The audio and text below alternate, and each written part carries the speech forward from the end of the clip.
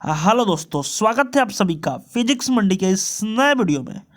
दोस्तों, आज के इस वीडियो में हम क्लास 10th के अध्याय 1 प्रकाश के परावर्तन से ऑब्जेक्टिव क्वेश्चन को ला दिया हुआ है, जो कि आपके रिटन पास का क्वेश्चन है। दोस्तों, तो आज हम इन क्वेश्चनों को आप सब तक बारी बारी से समझा कर भेजने वाले हैं, तो आप बने रहिए मेरी वीडियो में शुरू से अंत तक। चलिए वीडियो को स्टार्ट किया जाए।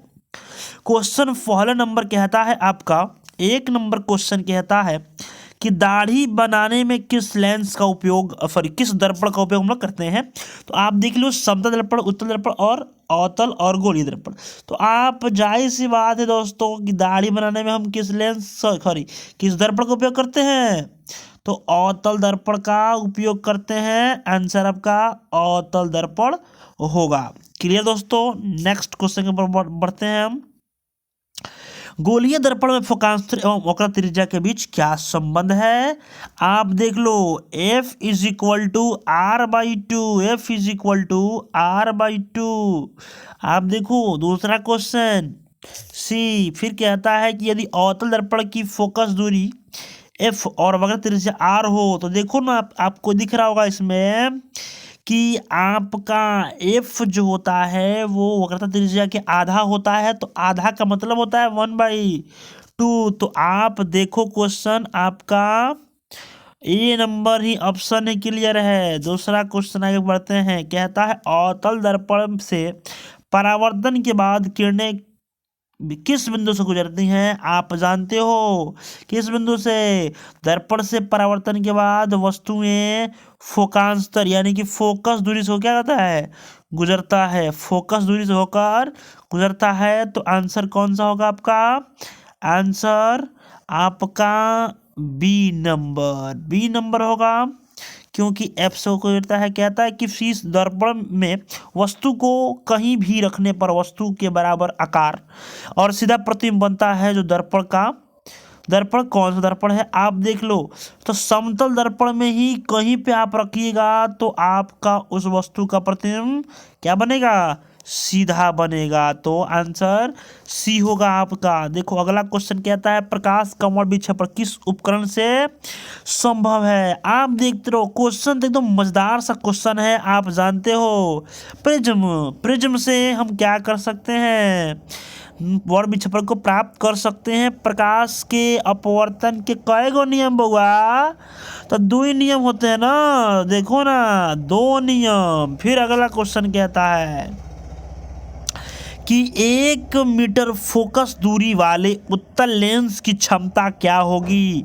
1/1। देखो ना, 1 से 1 कटेगा, 1 डायफ्टर आंसर आएगा। दोस्तों देख लो, नहीं समझ में आ रहा तो बता देता हूँ। आप देखो यहाँ पे कहता है, आप देखो P क्षमता सूत्र क्या होता है, P is equal to 1/F होता है। तो 1/F होता है और वो होता है मीटर में। तो अब यहाँ पे तो आपने देखा। फिर अब देखो यहाँ पे F का मान P निकालना है हम लोग को, P निकालना है हमें। तो P निकालना है तो P is equal to 1/F। तो 1 फोकांतर का मान दे रखा है 1, तो 1 से 1 कटेगा, आंसर 1 और डायफ्टर। तो 1 डायफ्टर आंसर आएगा। ऑप्शन बी आपका है 1 डायफ्टर। कहता है अगला क्वेश्चन कि किसी गोलीय दर्पण की वक्र त्रिज्या 50 सेंटीमीटर है, तो उसकी फोकस दूरी क्या होगी। आप देख लो, ज्ञात कर सकते हैं आसानी से। फोकस दूरी क्या होगी दोस्तों, देखो ना क्या होगी। आप तो ऐसे बता सकते हो, क्या होता है, F is equal to R/2। Question आपका 50/2 अर्थात 25 सेंटीमीटर। कौन सा आंसर है दोस्तों, सी नंबर। कहता है किसी उत्तल लेंस की फोकस दूरी हमेशा होती है। उत्तल लेंस की फोकस दूरी हमेशा क्या होती दोस्तों, तो धनात्मक होती है। फोकस दूरी की बात की जा रही है, इसीलिए क्या होता है, धनात्मक। आंसर आपका ए नंबर आंसर सही है दोस्तों। आगे क्वेश्चन की तरफ बढ़ते हैं हम लोग। कहता है प्रकाश का वेग न्यूनतम होता है, मतलब क्या होता है कि सबसे कम किसमें होता है दोस्तों? तो आप निर्वात में सबसे अधिक होता है, जल में उससे उससे कम होता है, वायु में तो भी उतना ही होता है, निर्वात के बराबर। और कांच में आपका सबसे कम होता है, तो आंसर आपका डी होगा। डी ऑप्शन में क्या होता है? डी नंबर ऑप्शन जो होता है आपका, इसमें प्रकाश की चाल कब सबसे कम होती है। कहता है कि निम्न में से कौन सा पदार्थ लेंस बनाने में उपयोग नहीं होता है दोस्तों? तो वो आपका है मिट्टी। मिट्टी का उपयोग हम लोग नहीं करते हैं, मिट्टी का उपयोग हम लोग नहीं करते हैं, तो आंसर नंबर डी। कहता है काल्पनिक प्रतिबिंब होता है, काल्पनिक प्रतिबिंब होता है, तो काल्पनिक जो होगा वो सीधा बनाएगा, ना कि उल्टा। तो आंसर आपका बी सॉरी ए नंबर ऑप्शन है आपका। ए तो आंसर हो गया आपका ए नंबर, आंसर क्या बनता है? सीधा।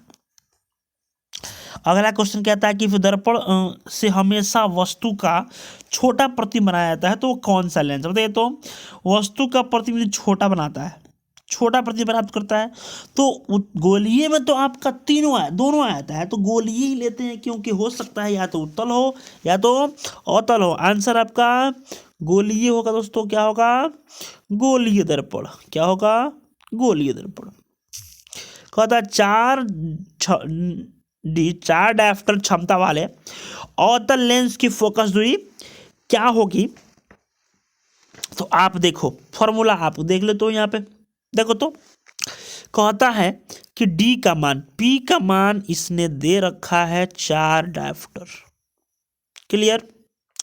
आपको एफ पूछा जा रहा है, तो जब P बराबर 1/f, तो फिर F बराबर क्या होगा? 1/P, 1/4 लिख देते हैं डायरेक्ट, सिंपल सी बात है।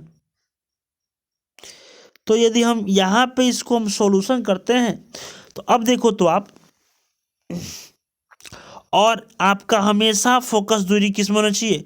मीटर में होना चाहिए। तो अब देखो तो ये डी दे रखा है, इसमें आपका डी दे रख ले है, एक मिनट डी दिया हुआ है, तो डी आपका दे दिया हुआ है, अर्थात पी दे दिया हुआ है 4।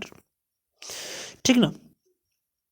तो एफ बराबर sorry P is equal to 1/f, 1/f होता है ना। तो पी का मान कितना है? 4 है ना। तो क्रॉस से मल्टीप्लाई करेंगे तो आएगा कितना आपका? 4f आएगा ना जी। क्रॉस से मल्टीप्लाई करेंगे तो 4f बराबर 1। अब देख लो f हमेशा किस में होना चाहिए? मीटर में होना चाहिए। अब मीटर में यदि हम करते हैं उसको, तो आपका आंसर हो जाएगा 25, यानी कि 100। आप यानी क्या होता है? 1 सेंटीमीटर सॉरी 1 मीटर में 100 सेंटीमीटर होता है ना दोस्तों। तो यहाँ पे हम 4 से भाग करेंगे, आंसर आपका 25 सेंटीमीटर आएगा। तो आंसर क्या होगा आपका? 25 सेंटीमीटर, बी नंबर। कहता है किसी अवतल लेंस की फोकांतर 50 सेंटीमीटर है, तो उसकी क्षमता क्या होगी दोस्तों? आप देख सकते हो ना, प्लस का डू। अब देखो 50 सेंटीमीटर, यदि हम करते भी है सोल्यूशन इसका, अगर सोल्यूशन भी करते हैं, 50 DF बराबर दे रखा है 50 सेंटीमीटर, तो देखो ना कट नहीं जाएगा दोस्तों। आप 1/p इसको सेंटीमीटर को मीटर में चेंज कीजिएगा आप, तो मीटर में चेंज करने के बाद कहते ना 0.5, एक में आप आधा से भाग कीजिएगा तो 2 ही बार में ना कटेगा, तो 2 डायफ्टर। आंसर आपका 2 डायफ्टर होगा दोस्तों। नेक्स्ट क्वेश्चन की तरफ बढ़ते हैं हम। कहता है किस दर्पण से वस्तु का बड़ा प्रतिबिंब बनाया जा सकता है? किस दर्पण से दोस्तों? अवतल दर्पण से आपके किसी वस्तु का प्रतिबिंब क्या कर सकते हैं? बड़ा बना सकते हैं। कहता है अगला क्वेश्चन कि 2 डायफ्टर क्षमता वाले लेंस की फोकांतर कितनी होगी? 2 डायफ्टर। देखो ना दोस्तों, फिर कहता है वही क्वेश्चन कि 2 डायफ्टर दे रख ले हैं, P बराबर आपका 2D दिया हुआ है। आपको निकालना क्या है? F निकालना है। F बराबर 1/P। सॉरी एक मिनट देखो, तो यहाँ पे आप देख लो, कुछ देख लो, जैसे मान लो, जैसे आप एक चीज यहाँ पे देख लीजिए, जब हमने इतना चीज किया तो एक चीज देखते हैं यहाँ पे हम, P बराबर 1/f होता है, इज इक्वल टू, क्रॉस से मल्टीप्लाई करते हैं, आपका आ जाएगा PF, यानी कि F बराबर 1/P। तो F छोड़ दीजिए यहीं पे, 1/P का मान कितना, P कितना है, 2 है, यदि इसको हम डिवाइड करते हैं 2, तो 2 हो गया। और आपका फोकांतर हमेशा क्या होना चाहिए, मीटर में होना चाहिए। मीटर में करने के लिए 100 से डिवाइड करते हैं ना दोस्तों। तो यहाँ पे आप देखो ना, यदि हम डिवाइड भी करते हैं इसमें, तो डिवाइड करेंगे F इज इक्वल टू, हम इसको काटते हैं तो कितना आ जाएगा, 0.5 आ जाएगा। सेंटीमीटर को मीटर में चेंज कीजिएगा तो ये कट जाएगा, आंसर आपका आएगा कितना, 20×5 = 100। तो आपका आंसर होगा ए दोस्तों, जो कि आंसर यहाँ पे गलत दिया हुआ है, तो आंसर आपका बी हो जाएगा। तो सॉरी ए आंसर हो जाएगा आपका 20, क्योंकि हमने प्राप्त किया परावर्तन कितने नियम, कहा जाने 3 को होता है कि 2 को होता है, ओ 2 ही होता है ना जी। प्रकाश के परावर्तन के 2 नियम होते हैं। समतल दर्पण द्वारा बना प्रतिबिंब होता है, केवल काल्पनिक बनता है प्रतिबिंब समतल दर्पण से। फिर क्वेश्चन कहता है आगे कि प्रकाश की किरण हमेशा हवा से कांच में प्रवेश करती है तो मुड़ जाती है। तो हवा क्या है, आपका विरल माध्यम है, और जब भी हवा से यानी कि विरल से सघन में प्रवेश करता है तो अविलंब की तरफ मुड़ता है। तो क्वेश्चन आपका अविलंब की तरफ मुड़ेगा, निकट आएगा, आंसर 20 सही। क्लियर है। कहता है कि किसी दर्पण से आप चाहे तो कितनी दूरी पर खड़े हो कि आपका प्रतिबिंब सदैव सीधा प्रतीत हो, समतल दर्पण है।